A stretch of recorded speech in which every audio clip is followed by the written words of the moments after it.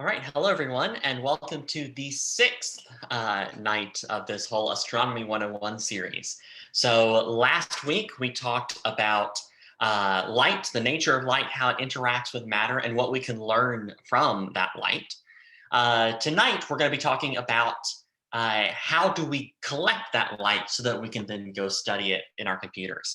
And that, of course, is done with telescopes, all different types, all types looking at different wavelength ranges, different jobs we do with telescopes. We'll talk about all of that tonight. So tonight's quote is from Galileo. All of this has been discovered and observed these last days thanks to the telescope that I have built after having been enlightened by divine grace. So we will actually start this discussion by talking about the worst telescope imaginable, and that is the human eye. It is just a remarkably complex organ, but it's so bad. It is absolutely bad at doing the job that astronomers need it to do. So you can see kind of a diagram of an eye up there at the top right. And its basic components are the pupil, the lens, and a retina. We also have cornea and other things like that. But really the three main things are the pupil, the lens, and the retina. So the pupil controls how much light enters the eye, dilating in low light and contracting in bright light. That's the black spot in your eye, surrounded by the colorful iris. So light enters the pupil, and muscles here allow the pupil to stretch and contract to allow different amounts of light in. The lens bends light to form an image on the retina. The retina is back here, and it contains light-sensitive cells called cones and rods. And those cells send a signal to the brain via the optic nerve when triggered by light. So our brain can then go interpret those images. And those images are formed as the light that comes from a far object gets refracted through your eye's lens and converged to a focal point. So here you can see an image of a tree. Different parts of the tree will go through slightly different parts in the lens. The lens will actually invert the image. So you see the top of the tree is now at the bottom. So our eyes see the entire world upside down. It's our brains that go and then make the world right side up. So that's just a neat little tidbit for you. Now, obviously, eyes do a great job. They've helped humanity survive this long, thousands and thousands of years. But they are certainly not that great for astronomy. Now, some slightly better eyes take the form of a camera. So if we want to keep an image, our memories are very forgetful and they change details a lot. But if we want to keep an image the way it was when we took that image, we need to record with a camera. So a camera works pretty much just like an eye, except with a bunch of electronics instead of biological mechanisms. So the camera has an opening for light to enter, just like our pupil.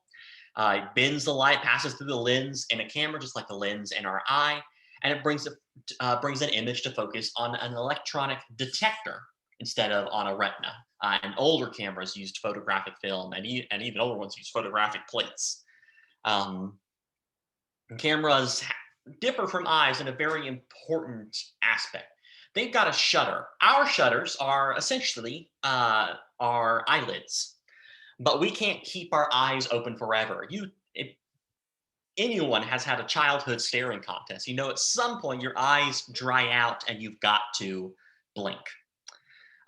Cameras don't have to worry about that at all. So a shutter can stay open for as long as you want or can close as fast as you want. So in other words, we can control the exposure time of an image, where a longer exposure times means that more light is reaching the detector. So we can see better detail. You can see this in a couple of images of one particular galaxy, Messier 101. If you know me, you might know why I'm choosing this galaxy. But here you see a beautiful image taken by some amateur astrophotographers. It has an exposure time of 100 minutes. So you can see the bright nucleus of the galaxy, some of its spiral arms, and you can see some of the brighter features on those spiral arms. There's a cluster of star formation here and here, there, down there. if you were to increase the exposure time, you'd be able to see better detail. So this image has an exposure time of 730 minutes. And you'll notice that you see way more detail. So for instance, what is just sort of a light gray here is way more bright there. You could see the spiral arms go off a bit further. You do way more detail until with a really good telescope, with a really good camera, you can get an exposure time of 1,220 minutes, such as my advisor has. And you start to see some of the faintest features, these plumes and spurs of gas and star formation that come off of the spiral arms, way outside the spiral arms. We'll talk more about galaxies much later, so don't worry if you're not understanding much of this, but just notice the level of detail. You really get to see the dim stuff in a longer exposure than in a shorter exposure. All right. Modern detectors don't use photographic film or photographic plates. They use electronic chips. And these chips, called CCDs usually, are divided into grids of picture elements, which we just call pixels for short. I didn't know that before making this presentation. I didn't know pixels was a shortening of picture elements, but that makes sense. So a photon of light strikes a pixel, electric charge accumulates. This is using something called the photoelectric effect. And contrary to popular belief, Albert Einstein did not win the Nobel Prize in Physics for his special and general relativity. He won it for discovering, for accurately describing the photoelectric effect. A photon will hit an electron, and that electron will gain a bit of energy. And that is essentially how CCDs works. That's what Einstein got his Nobel Prize in Physics for. And as photons continue to hit the CCD, and continue to hit each pixel, more charge will accumulate. It will knock off more electrons and keep it into a higher state. Now, this is different from the energy levels that we talked about last week. It's a completely different thing. You'll have to take a physics class.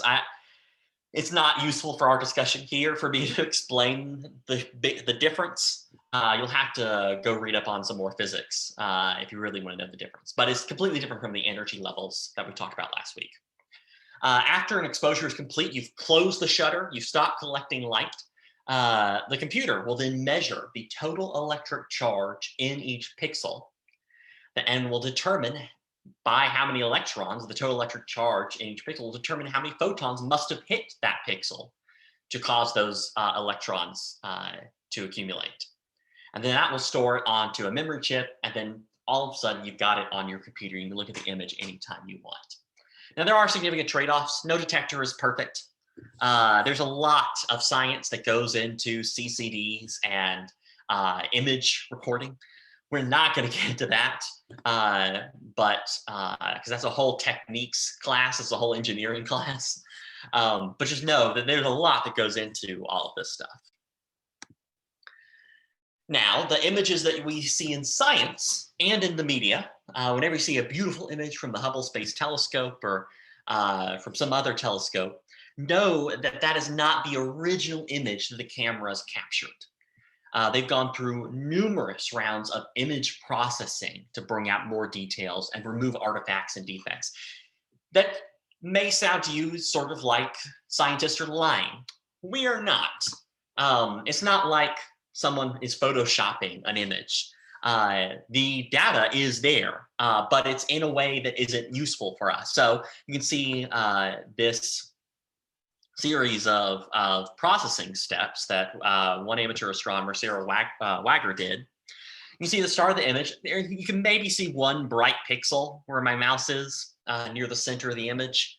But the data's there. We've just got to bring the data into a more realizable state. So after some amount of data processing, you start to see the detail. And then after a lot of hours of data processing, people leave their computers running for hours to get this level of detail.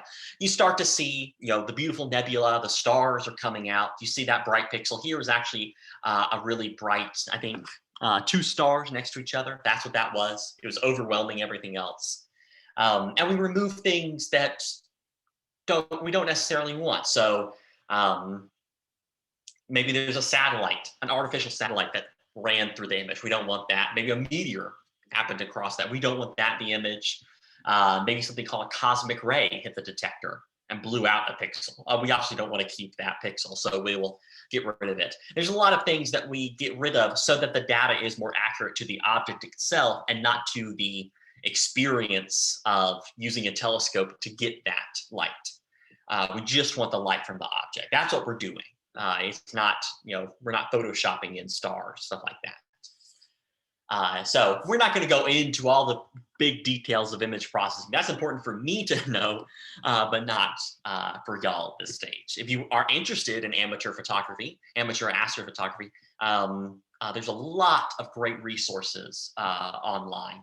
And I can definitely recommend some to you if you're interested in that.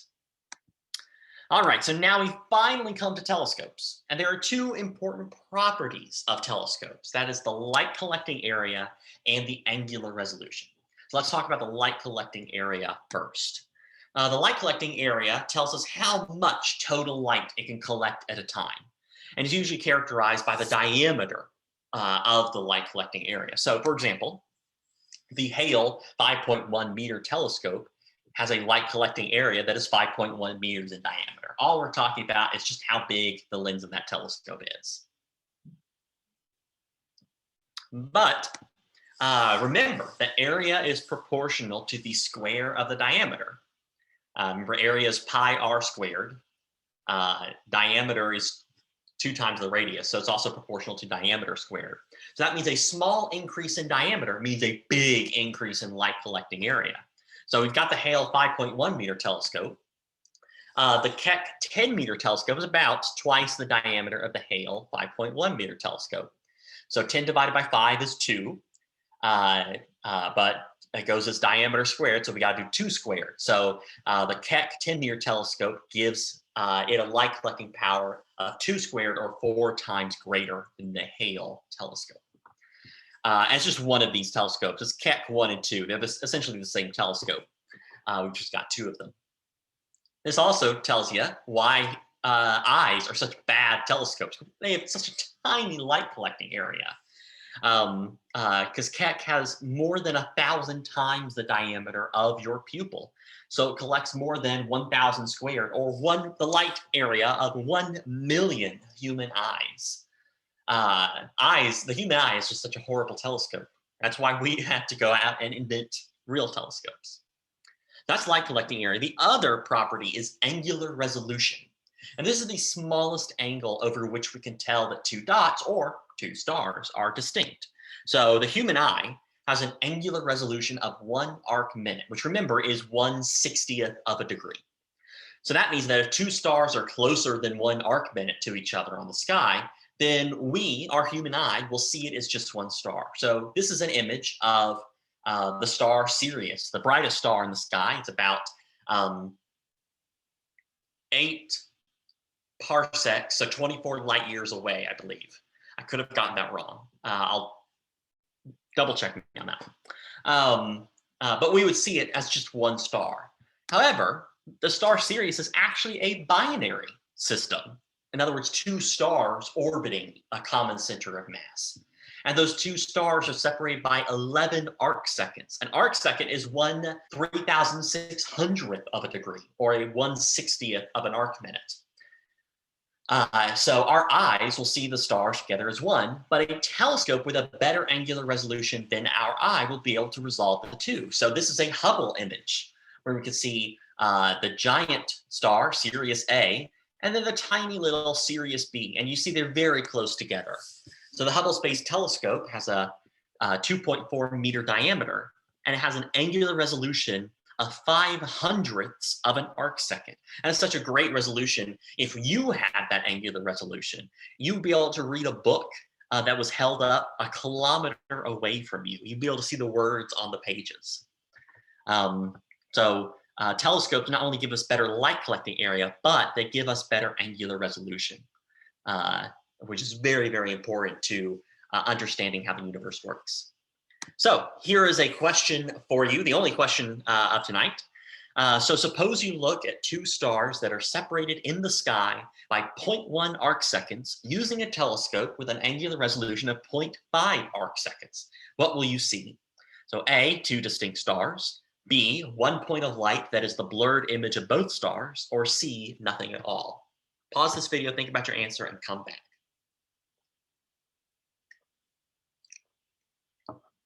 So the answer is B, one point of light that is the blurred image of both stars, because the stars are separated by an angular separation smaller than the angular resolution of the telescope.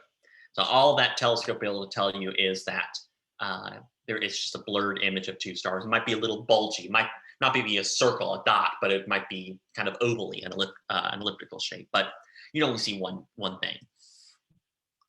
All right, but there is a limit to how good we can get when it comes to resolving power. We can't just build a telescope that has the ultimate resolving power, can resolve anything, because a telescope is limited by the light it's collecting. There's physics with light, and because light is an electromagnetic wave, that means that light can interfere with each other just like ripples in a pond, and that is what limits a telescope's angular resolution. So here in this image, you can see both constructive and destructive interference. So on the left is constructive interference, where we've got two waves. As you add the two waves up, you see that the total wave is much higher. So the amplitude, the peaks of both waves get added to an even higher peak. The troughs of each wave get added to an even deeper trough. Every part of it is added.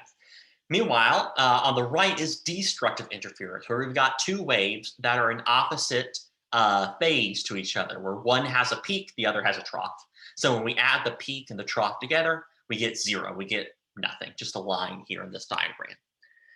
So that means, so here you can see a diffraction experiment. So say we've got two openings in our lens here. We got two slits.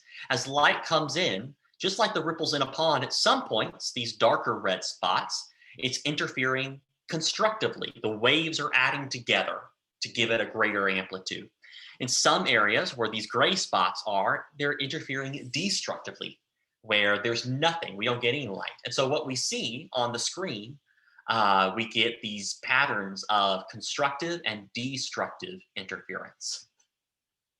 And so the diffraction limit of a telescope will depend on the wavelength of light observed and the diameter of the telescope. So what that means is that for any wavelength of light, larger telescopes will have a smaller limit, giving it a better angular resolution. So if we want to have better angular resolution for optical light, for visible light, then we need to build a bigger and better telescope. But for any telescope, the diffraction limit is larger for longer wavelength light. So longer wavelength light, radio waves, they're not going to be bound by how big of a telescope we can build. They're going to be bound by the fact that longer wavelength light, they're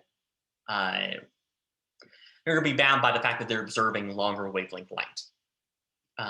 Meanwhile, gamma rays, shorter wavelength light, we just keep building bigger and bigger telescopes to get a better angular resolution. All right, I hope that made sense. Certainly let me know if that didn't. So there are two types of telescopes in common use today. So we've got refracting telescopes, which operate like an eye, using a transparent glass lens to collect and focus light. So you can see here in this image on the right is a refracting telescope. Light will pass through a lens. That lens will put the image at a focal point, which for us is the eyepiece, and we'll be able to look through that. Reflecting telescopes use mirrors to gather and focus light. So light comes through, hits a primary mirror, usually at the back of the telescope. That light will then hit a secondary mirror, which will then reflect the light into an eyepiece where we'll view it, usually along the side of the telescope. Nearly all telescopes used in astronomical research are reflectors. Now, if you want to just get a telescope for your backyard, for you and the kids to look through, you can get a refracting or a reflecting telescope, doesn't matter which. But if you're going to go do hard astronomical research, all of them are reflectors. Hardly anyone uses a refracting telescope nowadays. And that is for two main reasons. So because refractors rely on these heavy glass lenses, they've got to be made of very high quality glass so that weird particles in the glass don't block light or cause the light to be bent weirdly. It's got to be very high quality glass. And it's got to be curved just right to get the light to focus onto the eyepiece, or in terms of astronomical research, onto the CCD, the detector.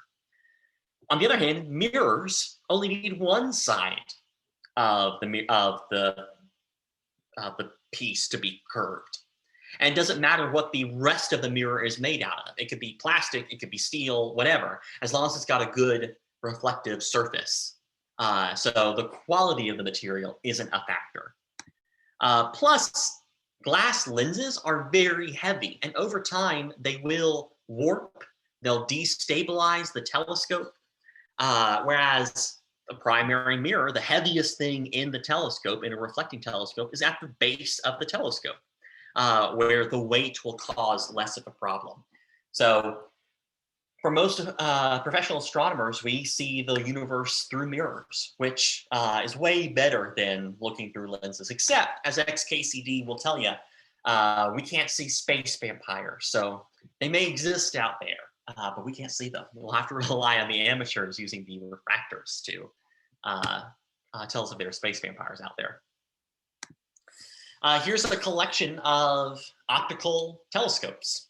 So up at the top left is the biggest surviving refracting telescope, 40 inches in diameter, the Yerkes Observatory in Chicago. It's actually out of use now. The University of Chicago is trying to sell it. So if you have some money and you really want a big fancy telescope, first of all, let me know how you got that much money, but you can go out and buy it. They are looking for buyers. The largest optical telescope on the ground is the Gran Telescopio Canarias, a 410-inch reflector in the Canary Islands off the coast of Spain. But there are other large telescopes as well. So Keck 1 and 2 both have a 394-inch reflectors. We've got the Subaru telescope in Japan, I believe. The CFHT, which creatively stands for Canada, France, Hawaii Telescope, which is in Hawaii. And VISTA, I forget what VISTA stands for, but it's an acronym as well. So these are all telescopes that astronomers use regularly. I've heard of all of them. These are just the big ones that I've heard of. There's many telescopes that I have not. But these are some of the more famous ones. Now, when it comes to telescopes, astronomers tend to use them for broadly speaking, three different types of things. So we use telescopes for imaging observations, just to take pictures of the night sky. And we've come up with a creative way of collecting only certain parts of the emitted spectrum of an object. As if we place filters in front of the camera, it'll only allow certain wavelengths of light to pass through. So here you can see, the beautiful Rosette Nebula. It's a thing in our Milky Way. It's a star-forming region in our Milky Way. Down the bottom left, you can see the combined image, what Hubble would normally produce.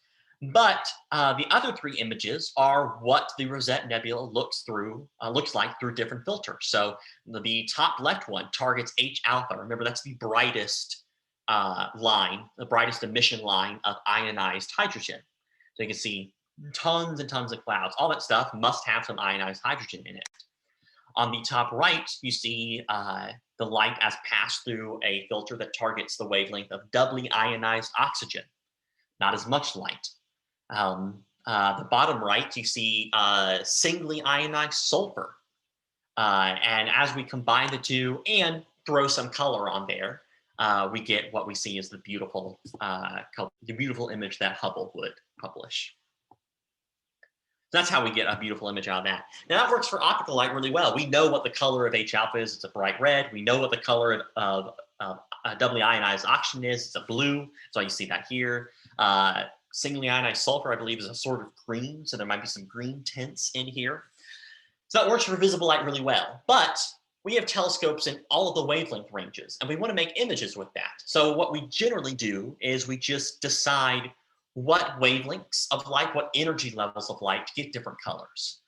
So you can see that in this X-ray image of a supernova remnant. This is what happens to the gas once a star explodes. So here you're seeing the optical light from Hubble.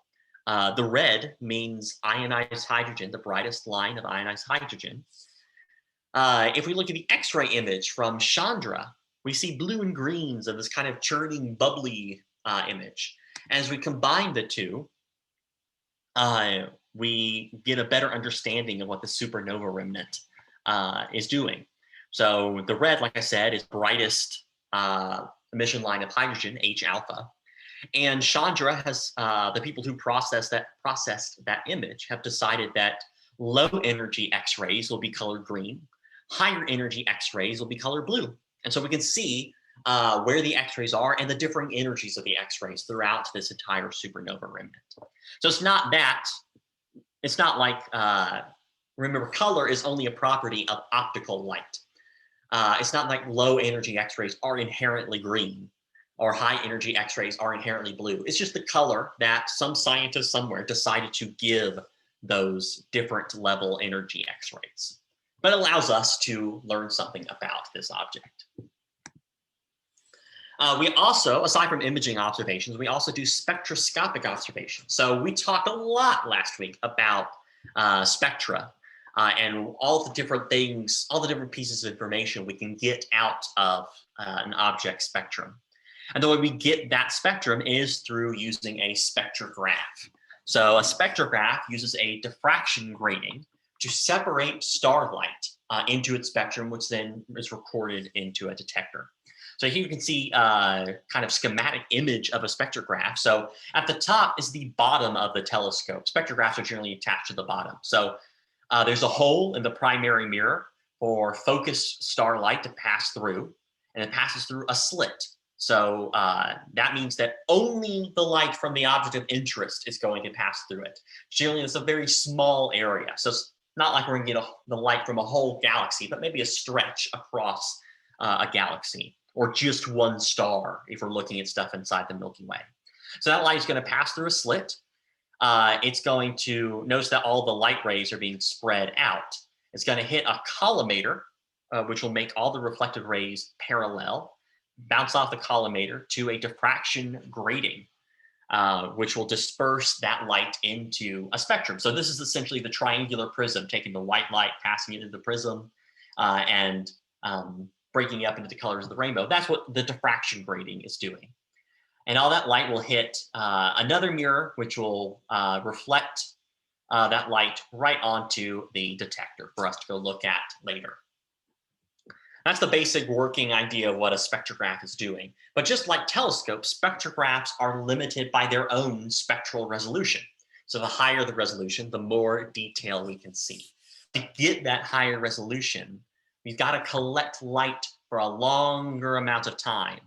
And that starts to get really time expensive. If you're submitting a proposal to use a spectrometer, a spectrograph, and you're saying, listen, I need a really high resolution, we're going to have to observe for 24 hours, that's not going to get approved. You've really got to, they can only approve so many of those. So your chances of it getting approved and being able to use that spectrograph will be lower.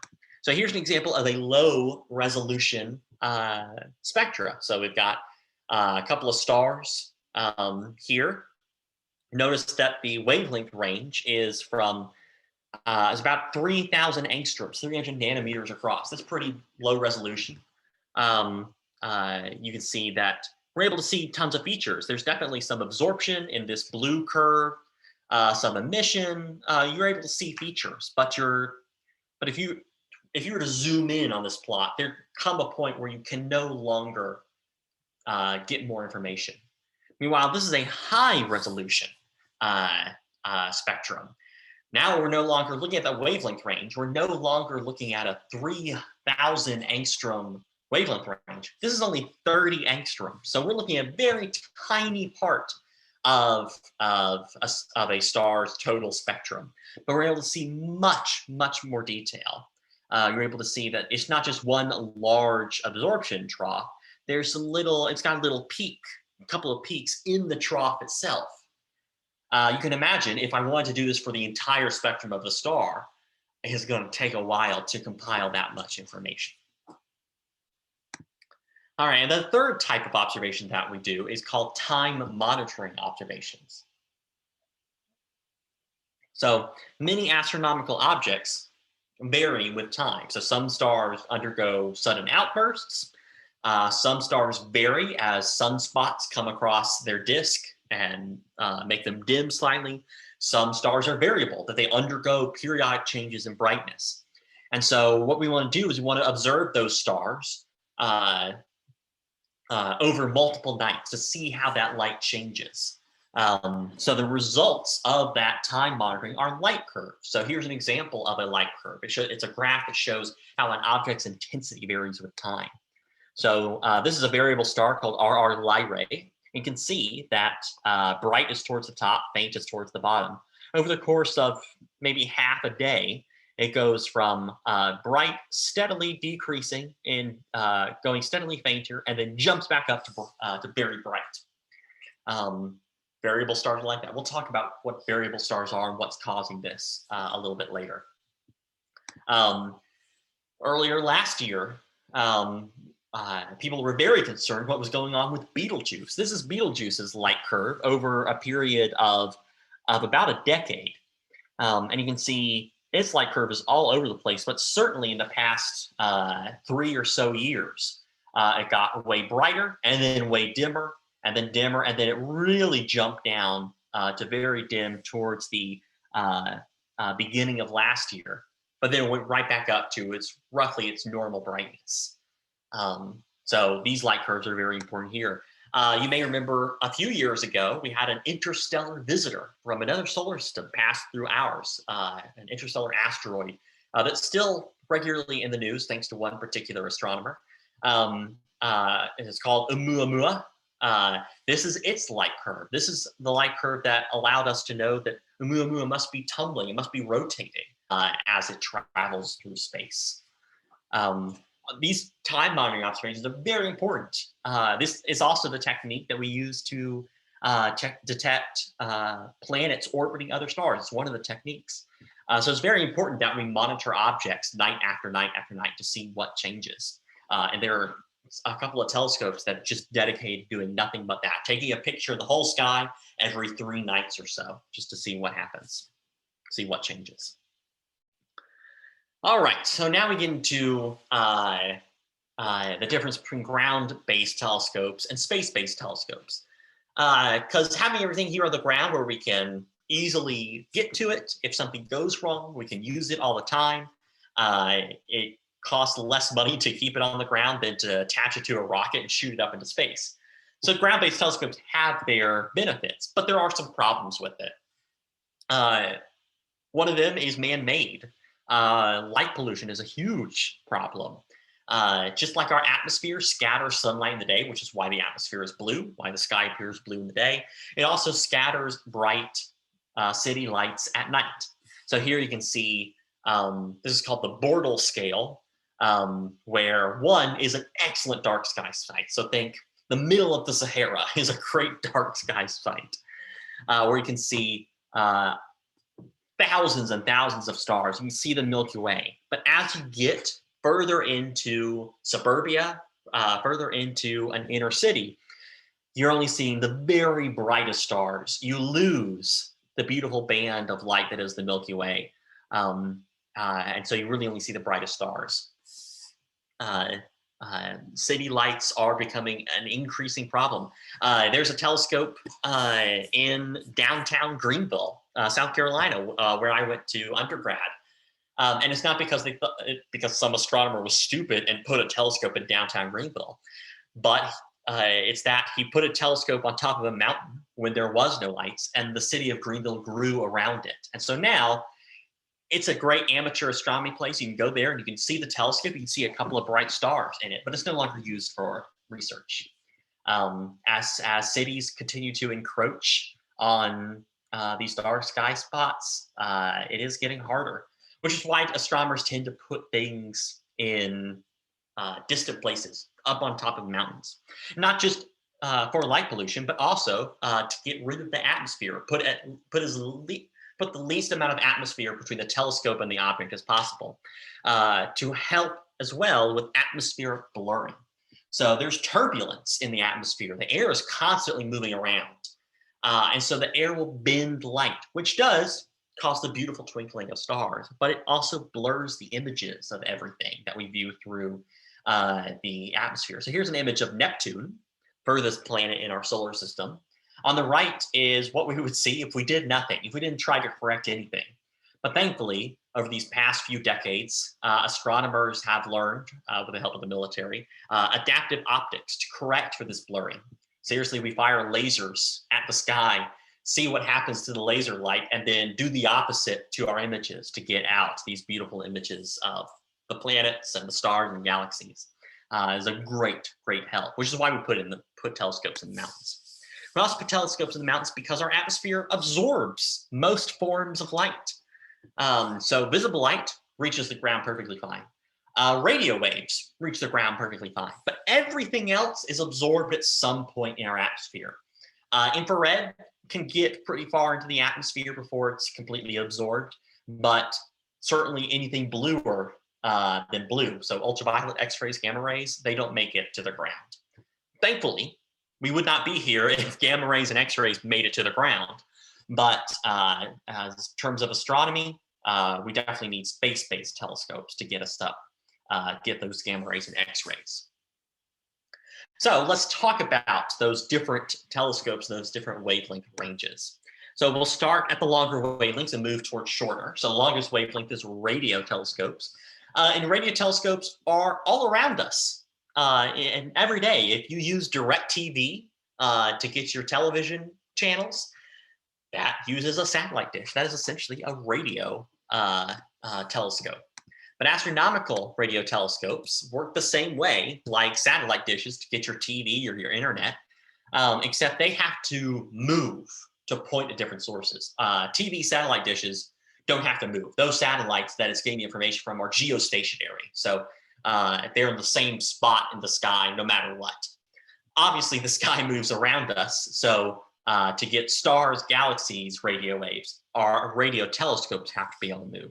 And they're also much larger because the radio waves coming from stars and galaxies and other objects are very faint. And we want to increase the angular resolution to the best that we can, even though radio telescopes are limited in that regard.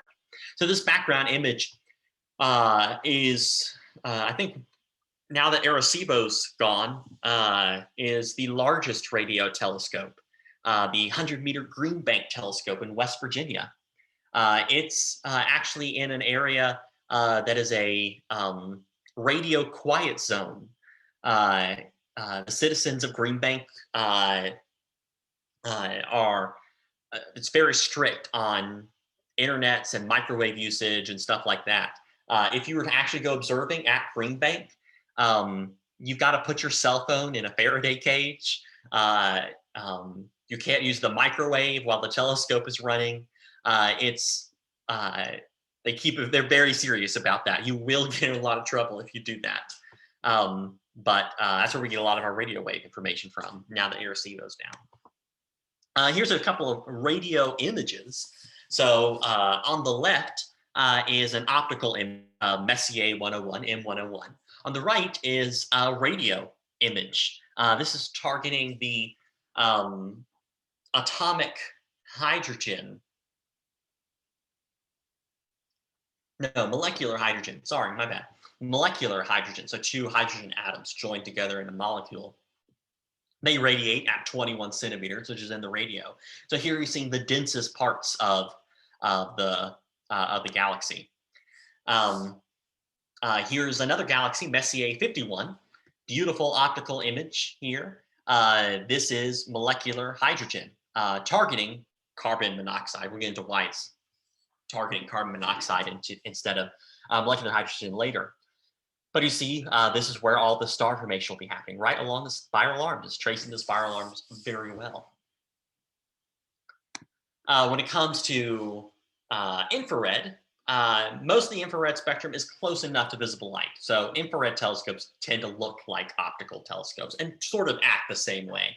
And the only big problem for infrared telescopes is that the Earth radiates in infrared, and the telescope itself, if it's warm, it will radiate in infrared. So the telescopes have to be very, very cold. If they're here on the ground, if they've got to be cooled to around 4 Kelvin. That's almost absolute zero. They're going to be very, very cold, usually cooled with liquid helium. There are a few infrared telescopes here on Earth. One of them is called the Stratospheric Observatory for Infrared Astronomy, nicknamed SOFIA. It is in a decommissioned Boeing 737. Here you see there's the telescope in the side of the airplane. 2.5 meters. It's been working since 2010. That's the telescope that astronomers use to sort of detect phosphine on Venus. Later, it came out that there may not be phosphine on Venus. It's still up for debate. But that's one of the telescopes they use to get that data. It is a plane that goes flying around the atmosphere collecting infrared information. But the other big infrared telescopes are in space. So up until last year, we had the Spitzer Space Telescope, about 0.85 meters, worked since 2003, but it's decommissioned last year. Now the only infrared, dedicated infrared telescope in space is the Wide Field Infrared Survey Telescope, also known as WISE, about 0.4 meters across. It's been working since 2009. Here are some beautiful infrared images. Now remember, we're not actually seeing these colors in infrared. This is just what some scientists somewhere decided to color these wavelengths. So infrared generally target dust in an object. So here's the beautiful Orion Nebula on the right side of the left image. Optical from Hubble. Absolutely beautiful, gorgeous nebula. You can see it with an amateur telescope. I believe you can even see it with binoculars if you have those. Look up in the sky. But then in infrared, you see all of the dust that surrounds the nebula. Similarly for galaxies. Here's on the bottom right is a beautiful optical image from Hubble of the galaxy Messier 81. But then in infrared, you see nothing but the dust that traces the spiral arms, which tells you something about spiral galaxies. But beautiful, absolutely beautiful images. Ultraviolet telescopes are still close enough to optical, to visible light, to behave like optical telescopes. But Earth's atmosphere will absorb all UV light, which means UV telescopes operate exclusively in space. So from 2003 to 2012, we had the Galaxy Evolution Explorer, a 0.5 meter telescope called GALEX, abbreviated to GALEX. But now that it's gone, the only UV telescope we have, period, is the Hubble Space Telescope. And it's been working since 1997, but it's also getting on in its years. And whenever Hubble goes down, that's it. We lose access to the UV portion of the spectrum. There have been some UV telescopes proposed. So one of them, the design image is at the bottom right, the Large Ultraviolet Optical Infrared Surveyor called LUVOIR, I believe, has been proposed, but it hasn't been built or approved or anything. It's just an idea. So hopefully Hubble doesn't go down for many more years. I'd love to keep Hubble up, but if it does, it'll be sad for many reasons. Here's some beautiful ultraviolet images. This usually ultraviolet targets in galaxies sites of recent star formation over the past 100 million years. So here's an optical image of the galaxy NGC 6744, beautiful face-on spiral. And you can see in the blue and the yellow on the left, the UV image from GALEX, where you can see the blue is tracing those a lot of recent star formation. You also see some UV light in, say, the Helix Nebula. Here, it's not being ionized by recent star formation, but ionized from a supernova The Helix Nebula, I believe, is a supernova remnant. Correct me if I'm wrong. I might be wrong. So you see all this ionized light from a past explosion. X-ray telescopes going even bluer, shorter wavelengths. Again, no X-rays can reach the ground, so these must be placed in space. But because X-rays have enough energy to puncture most materials, remember, it goes through your skin and muscle. Only your bones are dense enough to not have X-rays penetrate them. That means capturing X-rays are hard. Essentially, astronomers use a technique where they use nested mirrors to funnel the X-rays to the detector. So it's sort of like shooting a bullet at the side of the metal plate. Not straight on, because the bullet's just going to go through the metal plate, but just at the edge. So it kind of gets deflected a little bit and goes on a different path. That's essentially what we're doing in X-ray telescopes as well. There's a couple of X-ray telescopes currently working. Some of the most famous one, I think, is the Chandra X-ray Observatory. Has been working since 1999. Another one that's been working since 1999 is the XMM Newton telescope. A more recent one is the Nuclear Spectroscopic Telescope Array, or called NuSTAR. It's been working since 2012. So we got plenty of stuff in the X-ray. Here's some beautiful combinations of X-ray, optical, and infrared images. So on the left is the Tarantula Nebula. It's a huge, huge star-forming region in a satellite galaxy of the Milky Way. If the Tarantula Nebula was placed at the distance that the Orion Nebula is at, the Tarantula Nebula would create shadows on the ground at night. That's how packed full of star formation it's. Here, the blue is X-ray. Green colored things are optical, and red is infrared. On the right is a very famous colliding pair of galaxies. So here's the center of one galaxy, here's the center of the other. This is called the antennae galaxies, where once again, blue is X-ray, red is infrared, and this time the brown is optical light. And you can see all this X-ray light happening on the outskirts of the antennae galaxies. And finally, gamma ray telescopes. Gamma rays, super powerful. They penetrate even that kind of edge-on, kind of grazing mirrors. And so they can't really be focused. Gamma rays can't really be focused in the traditional sense. So instead they use massive detectors to capture photons and then go figure out where they came from. Let's just capture them. We'll use some backwards methods to figure out where they came from. So one of the older ones, 2004, since 2004, is the Neil Gehrels Swift Observatory. Since 2008 is the Fermi Gamma Ray Space Telescope. And then a brand new one that has a gamma ray detector on it. It's not really built for gamma rays exclusively, but is from the Japanese Space Agency, the Interplanetary Kite Craft Accelerated by Radiation of the Sun, usually shortened to ICAROS. It's very cool. It's a solar sail, which is very, very cool. Here's a gamma ray image of the night sky. So you see the Milky Way goes across the image horizontally.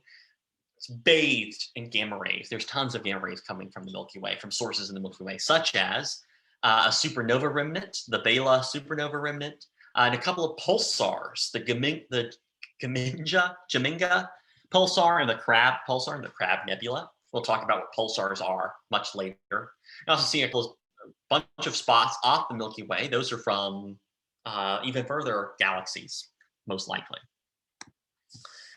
Light is not the only thing astronomers observe, though. We have built telescopes to look at 3 other types of cosmic messengers besides photons. So we've got nuclear reactions.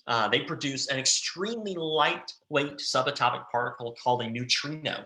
Neutrinos pass through everything. They can go through a light year of lead before hitting any of the lead particles. In fact, if you were to look at your hand right now, there's about 1 trillion neutrinos passing through your hand every second, and you don't even feel it. But somehow we have built detectors, usually in deep mines or underwater, to detect those neutrinos. So that's an image of one of those detectors is the top one. It's called the Super Kamiokande, and it's in a mine in Japan. Basically, it works as if a neutrino happens to hit this kind of pool of water, that will create essentially a showering of particles, some light, and all these detectors all around will collect that and tell us where that neutrino came from. That's how we know that neutrinos are coming from the sun, because we get those. We can get neutrinos from other sources as well. Earth is also constantly being bombarded by very high energy particles known as cosmic rays. We don't really know much about them, but we have built satellite ground-based detectors to catch and study them. And then this has been the news a lot this past decade, that we've built detectors to detect a consequence of general relativity, gravitational waves. We'll talk about that when we talk about general relativity. But here's an image of the Virgo Observatory in Italy that does some of those detections of gravitational waves. There's also an observatory in Louisiana and an observatory in Washington State. That's part of the LIGO Observatory, the laser interferometry gravitational observer, or something like that. Finally, I want to talk about interferometry. This is sort of the transformers of astronomy. I call it because just like transformers, they could combine multiple transformers to build a bigger and better transformer. This is essentially what we're doing with telescopes. So in the 1950s, radio astronomers developed a technique for improving the angular resolution of radio telescopes. Because remember, radio telescopes aren't limited by how big we could build them, but they're limited by radio light itself. What they did was they linked two or more individual telescopes together to achieve the angular resolution of a much larger telescope. This is called interferometry. The Very Large Array, which is what the background image is of, consists of 27 radio dishes in the New Mexican desert, which has a combined light gathering area equivalent to a 130-meter telescope. But its angular resolution is equivalent to a single 40-kilometer telescope. So we get incredible angular resolution out of combining radio telescopes. And slowly, this technology is being extended to shorter wavelengths. So a good example of that is the Atacama Large Millimeter Submillimeter Array, ALMA, in the deserts of Chile, in the mountains of Chile, that combines 66 telescopes targeting the millimeter submillimeter wavelength regime. All right, that is all I have for you tonight on telescopes. So now that we have learned all we can learn about the night sky, how objects interact with each other, how light interacts with matter, and how we can collect that light and learn information about the universe, we're now ready to talk about the solar system. So we'll start next week with an overview on the solar system. We'll introduce the concepts of comparative planetology. And then we'll go on and go into detail about what the solar system has to offer. So thank you for watching. See you next week.